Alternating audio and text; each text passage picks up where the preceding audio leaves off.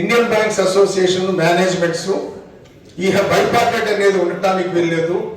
ఏ bank ఆ bank సైజును బట్టి, ఆ బ్యాంకు ప్రాఫిటబిలిటీని బట్టి వేజ్ స్ట్రక్చర్ ఉంటుందనే విధానాన్ని ముందుకు తీసుకొచ్చినప్పుడు ఇదే ఏఐబిఏ దాన్ని మొత్తం పోరాటం చేసి ఆ ఐబిఏ యొక్క థియరీని ధ్వంసం చేసి మళ్ళీ మనం బైపార్టెట్ ని సాధించుకొని ఇండివిజువల్ బ్యాంక్ వైజ్ సెటిల్మెంట్స్ ఉండడానికి లేదు, బైపార్టెట్ కంటిన్యూ అలా సాధించాలి. ఇవాళ వీళ్ళు ఈ సోషల్ మీడియాలో చేసినటువంటి ఈ ఏదైతే ప్రాపగండా ఉందో అది ఐబిఏ మేనేజ్మెంట్స్ చేసినటువంటి ఇండివిజువల్ బ్యాంక్ స్ట్రక్చర్ కి ఇండివిజువల్ బ్యాంక్స్ వేజ్ సెటిల్మెంట్ ఇవ్వాలనే తీరాన్ని బలపరచడం కూడా జరుగుతుంది ఇవాళ. కాబట్టి ఇవాళ మనం చేసినటువంటి పోరాటం దేనికంటే ప్రతిరోజు ఏదో ఒక రకంగా రాంబాబు గారిని కాంటాక్ట్ చేస్తూ ఎక్కడా కూడా డీవియేషన్స్ లేకుండా మనకున్నటువంటి డెలిగేషన్షిప్ అలాగే రిమైనింగ్ స్టేట్ ఫెడరేషన్స్ తో ఉన్నటువంటి డెలిగేట్షిప్ తోటి కూడా సో మనం అంతే సన్నిహితంగా వెళ్ళాం. సో ఇక్కడ మీరు ఎలక్షన్ రిజల్ట్స్ వచ్చిన తర్వాత అక్కడికి వచ్చిన డెలిగేట్షిప్ కానీ మొన్న జరిగినటువంటి సర్కులర్ రూపంలో వచ్చిన ఓట్ డిఫరెన్స్ చూస్తే సో బ్యాంక్ ఒకటే కాదు, ఫెడరేషన్స్ అన్ని కూడా కలుపుకుంటేనే ఏఐబిఏ. సో చిన్న కామ్రేడ్ నుంచి డిస్ట్రిక్ట్ లెవెల్ నుంచి వచ్చిన డెలిగేట్స్ ఉన్నారు. సో వాళ్ళందరినీ కూడా స్టేట్ ఫెడరేషన్ సెలెక్ట్ చేసింది కాబట్టి సో ప్రతి డెలిగేట్ ని కూడా ఇంపార్టెన్స్ ఇచ్చి గ్రాస్ రూట్ లెవెల్ ఎవరైతే కామ్రేడ్స్ ఉన్నారో, పర్టికులర్ గా చెప్పాలంటే నా డిస్ట్రిక్ట్ లో మేము ఇద్దరమే ఉన్నాం. ఒక రకంగా చెప్పాలంటే డిసిసి బ్యాంక్ నుంచి నారాయణ రెడ్డి ఒక డెలిగేట్, సో కెనరా బ్యాంక్ నుంచి నేను ఒక డెలిగేట్ మా డిస్ట్రిక్ట్. సో డిస్ట్రిక్ట్ మొత్తంలో మేము ఇద్దరము ఒకటే అనుకున్నాం, ఇంత పెద్ద డిస్ట్రిక్ట్ మనం ఉన్నామంటే ఈ స్టేట్ ఫెడరేషన్ కి మనం ఏదో చేయాల్సి ఉంది కాబట్టి డెఫినెట్ గా so we can go for hour comrade. ఇక్కడ మన తన వచ్చినప్పుడు మనవాడే మనకి ముఖ్యం, ఎవడన్నా పక్క మనకి అనవసరం అన్నదే గుర్తుపెట్టుకున్నాం. సో మేము ఎక్కడ కూడా ఫస్ట్ నుంచి కూడా సో ఎక్కడైనా సరే మన వాళ్ళు అనే ఫీల్ ఉంటుంది చూసుకున్నా అదే మనం. ఓకే, కాబట్టి సో మన రాంబాబు సార్ని ప్రెసిడెంట్ గా ఎలివేట్ చేసుకోవడానికి ఎవరైతే కష్టపడ్డారో బ్యాక్ ఎండ్ లో కానీ ఫ్రంట్ ఎండ్ లో కానీ ప్రతి ఒక్కరికి కూడా కోఆర్డినేషన్ కమిటీ తరఫున ధన్యవాదాలు తెలుపుకుంటూ, అలాగే రాంబాబు సార్ ఇంకా మరింత ఉన్నత అంటే నెక్స్ట్ పోస్ట్ ఉన్న జనరల్ సెక్రటరీనే. సో మేబీ డెఫినెట్ గా దాన్ని కూడా మనం అచీవ్ చేస్తాం. డెఫినెట్ గా దాంట్లో కూడా ఎటువంటి డివియేషన్స్ తీసుకోకుండా ఆ అవసరం వచ్చినప్పుడు ఖచ్చితంగా ఎలివేట్ చేసుకుంటాం కోరుకుంటూ, మరొకసారి ప్రెసిడెంట్ గా ఎన్నికైనటువంటి ఎలక్ట్రల్ సెక్రటరీ చేసినటువంటి రాంబాబు గారికి, అలాగే ఇదే కాన్ఫరెన్స్ లో జాయింట్ సెక్రటరీగా మరొకసారి ఎన్నికైనటువంటి ఉదయ్ కుమార్ సార్ గారికి కూడా ధన్యవాదాలు కృతజ్ఞతలు తెలుసుకుంటూ, కోఆర్డినేషన్ కమిటీ తరఫున పూర్తి సహకారం అందిస్తామని ఫెడరేషన్ కి మరొకసారి తెలుపుకుంటాం. Thank you sir.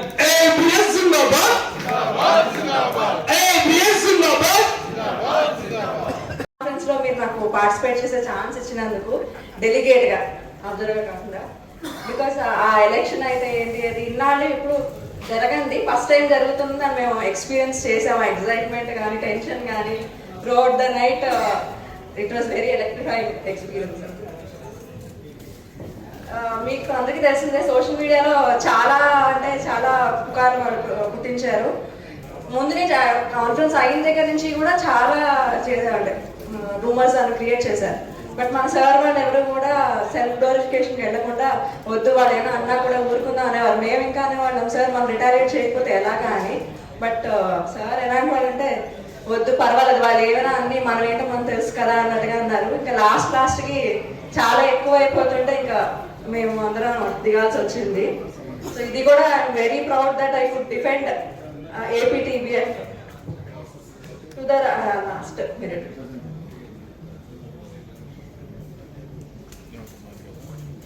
మెహతా అన్నట్టు రామమోహన్ అన్నారు కదా, you're not elected you're selected sit down అని. సో ఇది నేను గర్వంగా చెప్పచ్చు, you're elected and not selected. So we're very proud of. మన ఈ మీడియా ఇక్కడితో అయిపోయింది అనుకోవడానికి కూడా లేదు social మీడియాది.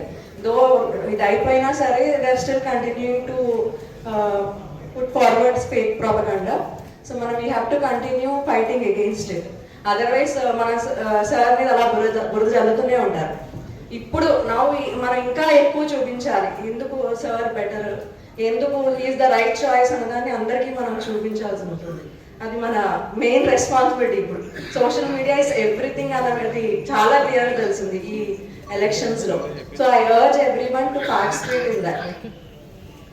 Sir Ravindranath sir message పెట్టగానే చాలా కంగారు పడ్డాను, నేను ఊరిలో ఉన్నాను, ఎలక్షన్ అదే ఈ ఫెలిసిటేషన్ మిస్ అవుతాయండి. బట్ మా హస్బెండ్ కూడా నా టెన్షన్ చూడలేక వెళ్ళి పార్టిసిపేట్ చేయి లేకపోతే నువ్వు ఉన్న ఉపయోగం లేదు అనేసారు. So I'm very happy I could come back to the felicitation sir. మీరు మమ్మల్ని అందరినీ ఓన్ చిల్డ్రన్ లా చూస్తారు. So I'm very happy that we have a role in your victory.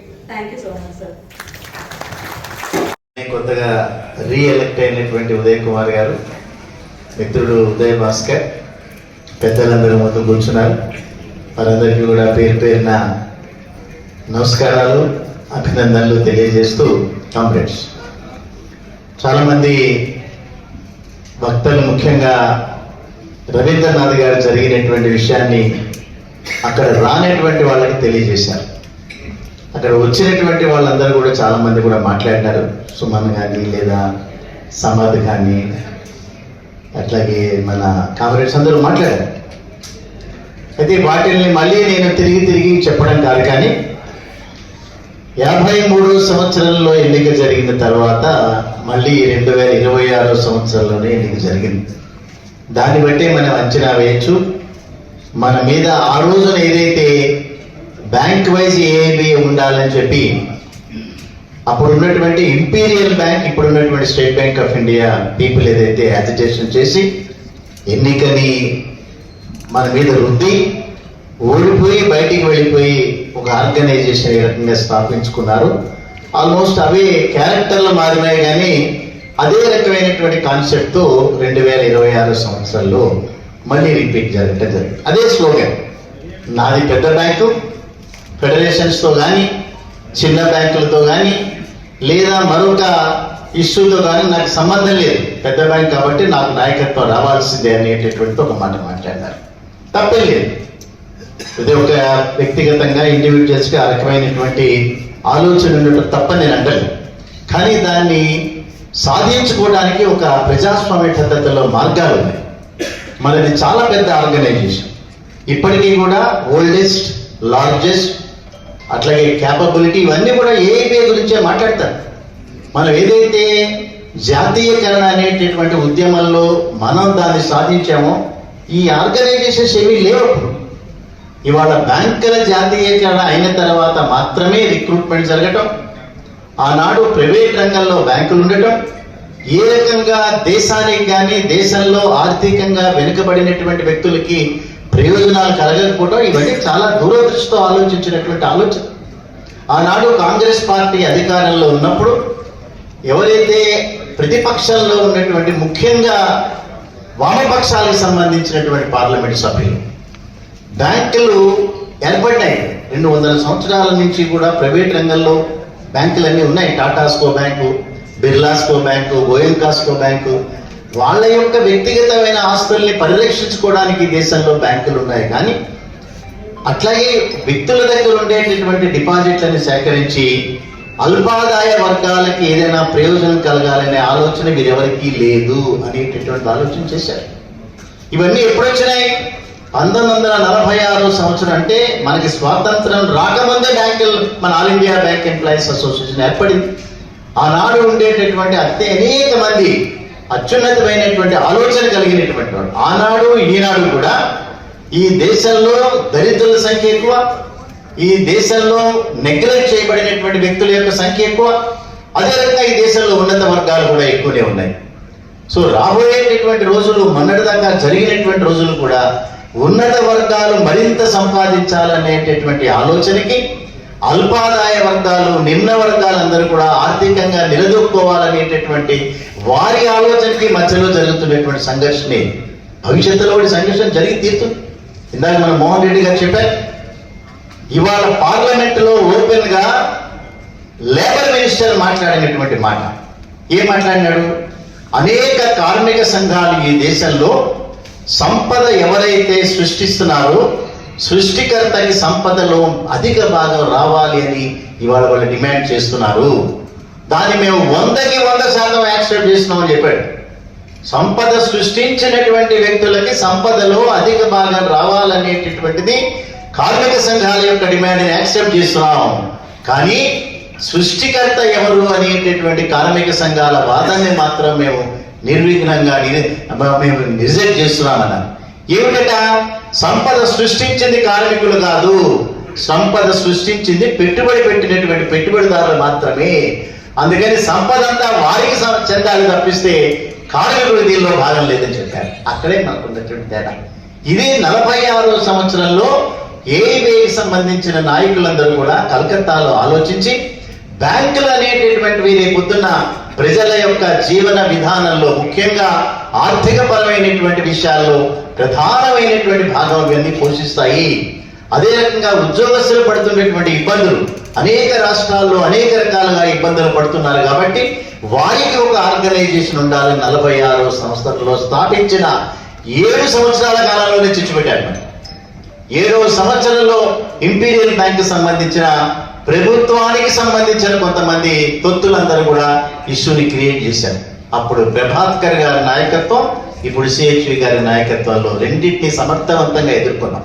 So నాయకత్వం వహించినటువంటి వీళ్ళకు కాదు ప్రధానమైనటువంటి కీర్తి లభించేది, వారి వెనకాల నిలబడినటువంటి అనేక మందికి ఆ కీర్తిలో ప్రధానమైనటువంటి భాగం కలుగుతున్నారు. నిలబడ్డారు.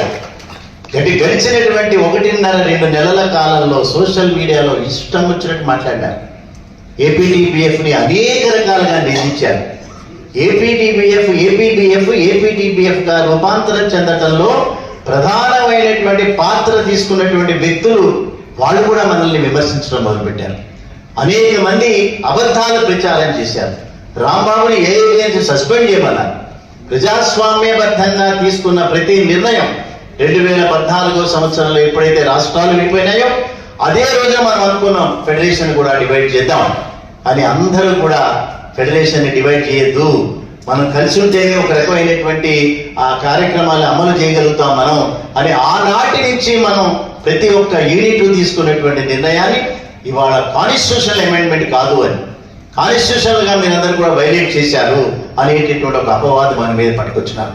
అనేక రకాలుగా రాంబాబుని ఎట్టి పరిస్థితుల్లో రావడానికి వీల్లేదు అనేటటువంటి ఒక వాదన. తప్పేం లేదు, ఒక వ్యక్తిని మీరు అసహించుకోవడంలో తప్పేం లేదు. కానీ ఆ వ్యక్తిని ఎందుకు అసహించుకుంటున్నారో చెప్పాలి, చేసినటువంటి తప్పేమిటో కూడా చెప్పాలి. 2004 సంవత్సరంలో రాంబాబు అనేటటువంటి వ్యక్తి ఏఐబీ ఆఫీస్ బేరర్ అయినాడు. ఇవాళ 22 సంవత్సరాల నుంచి ఏఐబీగా ఆఫీస్ బేరర్ గా అత్యంత సీనియారిటీ కలిగినటువంటి వ్యక్తి బిఎస్ రాంబాబు. ఎందుకు అపోజ్ చేస్తున్నారు మీరు? రాష్ట్రాల ఫెడరేషన్స్ కానీ మనం తీసుకుంటే 36,200 సభ్యత్వాన్ని ఏపీటీబీఎఫ్ కలిగి ఉంది. మనకి తర్వాత ఉన్నటువంటి ఫెడరేషన్ ఏదైనా ఉందంటే ఇది తమిళనాడు ఫెడరేషన్, వారి యొక్క సభ్యత్వం 24,200. ఇవాళ ఎవరైతే మాట్లాడుతున్నారో వాళ్ళ సభ్యత్వాలు 4,000, 3,000 కంటే ఎక్కువ లేనే లేవు. సో 4,000, 3,000 ఉండేటువంటి సభ్యత్వం 36,000 మందిని ఎట్లా మీరు కంటెస్ట్ చేయగలుగుతారు? దానికి సంబంధించిన వ్యక్తి వాళ్ళ అధ్యక్ష స్థానంలో కూర్చుంటే మీకు వచ్చినటువంటి నష్టం ఏమిటి? మనం చేసినటువంటి కార్యక్రమాలు ఇవాళ నేను గర్వంగా చెప్పగలుగుతా. ఇవాళ ఒక సమర్థాన్ని తయారు చేసాం, ఒక సుమన్ని తయారు చేసాం. భవిష్యత్తులో అవకాశం వస్తే ఈ ఇద్దరు కామ్రేడ్స్ అధ్యక్షులు, జనరల్ సెక్రటరీగా కాగలిగిన సత్తా ఉండేటటువంటి కామ్రేడ్స్ తయారు చేసాం. అదే రకంగా మన ఉమెన్స్ వింగ్ లో ఉండేటటువంటి వ్యక్తులు, యూత్ కౌన్సిల్ లో ఉండేటటువంటి వ్యక్తులు, మిరకిల్స్ ని తయారు చేసాం. జిల్లా కార్యదర్శులుగా ఇప్పుడు 62 జిల్లాల్ని మనం మొదలు పెట్టాం. అంతకుముందు కంబైన్డ్ గా ఉన్నటువంటి జిల్లాల్లో ఒక్కొక్క జిల్లా కార్యదర్శి కూడా మెరికల్ లాంటి వ్యక్తులందరినీ తయారు చేసుకుంటూ వెళ్తున్నాం. మేము సాధారణంగా మనకు వచ్చినటువంటి ఈ పేరు కాదు. ఇవాళ దేశం మొత్తం మీద ఏఐబీకి సంబంధించినటువంటి ఐడియాలజీని 2 సైకిల్ యాత్రలో, ఒకటి జన చైతన్య యాత్ర, ఇంకోటి జన జాగృతి యాత్ర, ఈ 2 కూడా మొత్తం దేశాన్ని కదిలించి వేసి. అదే రకంగా మన కోఆపరేటివ్ కామ్రేడ్స్ ఆంధ్రప్రదేశ్ లో 44 డిగ్రీల టెంపరేచర్ లో 7 రోజులు బైక్ యాత్ర చేస్తారు. 18వ తేదీ మన రాత్రికి ట్రైన్ ఎక్కాల్సి ఉంటే 18వ తేదీ మధ్యాహ్నానికి యాత్రను కంప్లీట్ చేసి రాత్రికి బస్సు ఎక్కి పొద్దున్నే బెంగళూరు చేరినారు. అందరూ జలాలతో కింద పడ్డారు, యువకులే వాళ్ళందరూ కూడా. సో ఒక్కొక్క కార్యక్రమాన్ని మనం వాళ్ళ చేసి చూపించాం.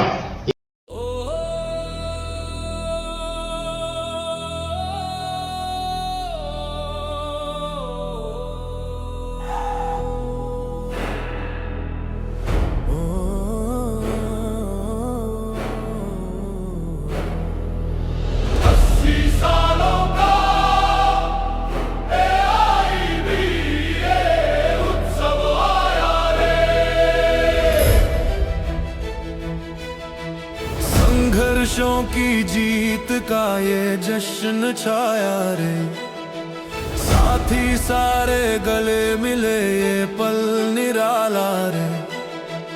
खुशियों में झूमे दिल, यादों का मेला रे। हिम्मत तेरी, ताकत तेरी, संघर्ष की पहचान, इतिहास में अमर रहे तेरी ये शान। 80 सालों का AIB ये उत्सव आया रे।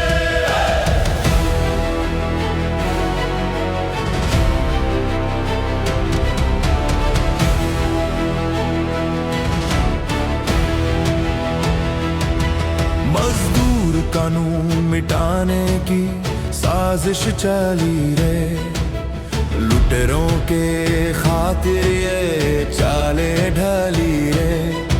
मजदूरों को कुचलने की ये काली कहानी, हुक्मरानों की बढ़ती जाती मनमानी। 80 सालों का AIB ये उत्सव आया रे।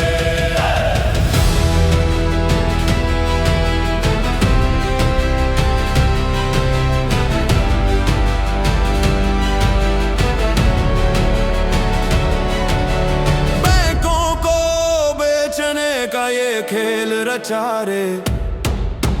जनता का धन भी अब खतरे में पड़ा रे। 5 दिन काम को भी रोका जा रहा। कर्मचारी जीवन से खेला जा रहा।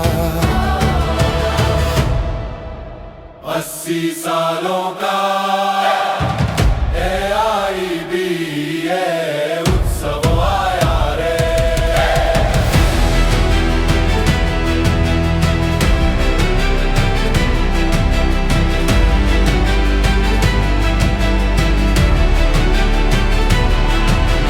कर्ज बढ़ा गरीबी बढ़ी हाल बुरा रे। महंगाई की आग में जलता हर घर रे। अमीरों की ताकत दिन दूनी बढ़े। शासन की चुप्पी से हालात बिगड़े।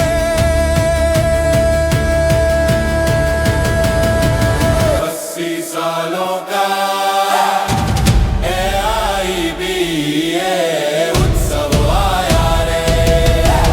आओ मिलकर अब आंदोलन उठाए। बिना झुके अपने हक को बचाए। दुष्टों के खिलाफ आवाज बुलंद करें। शक्ति और रिक्तता से प्रहार करें।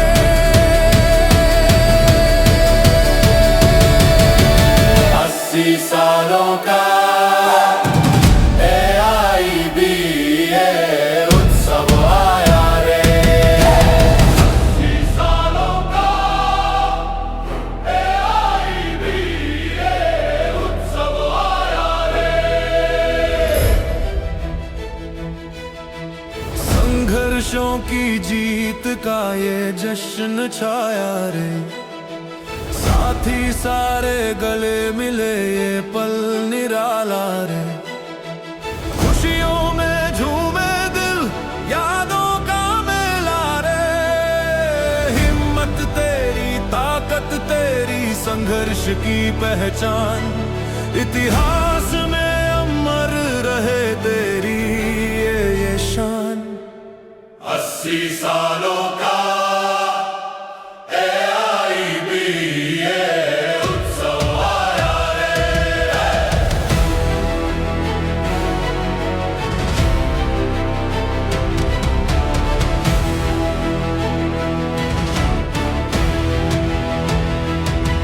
मजदूर कानून मिटाने की साजिश चली रे। लुटेरों के खातिर ये चाले ढली रे। मजदूरों को कुचलने की ये काली कहानी। हुक्मरानों की बढ़ती जाती मनमानी।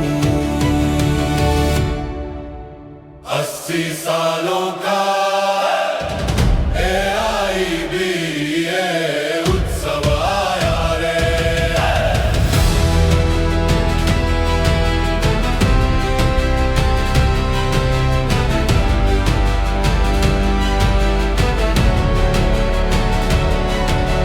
बैंकों को बेचने का ये खेल रचा रे। जनता का धन भी अब खतरे में पड़ा रे। 5 दिन काम को भी रोका जा रहा। कर्मचारी जीवन से खेला जा रहा।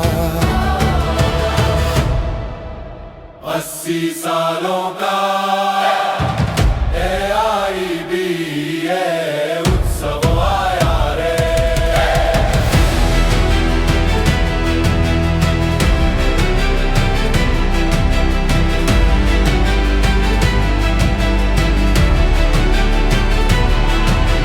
कर्ज बढ़ा गरीबी बढ़ी हाल बुरा रे। महंगाई की आग में जलता हर घर रे। अमीरों की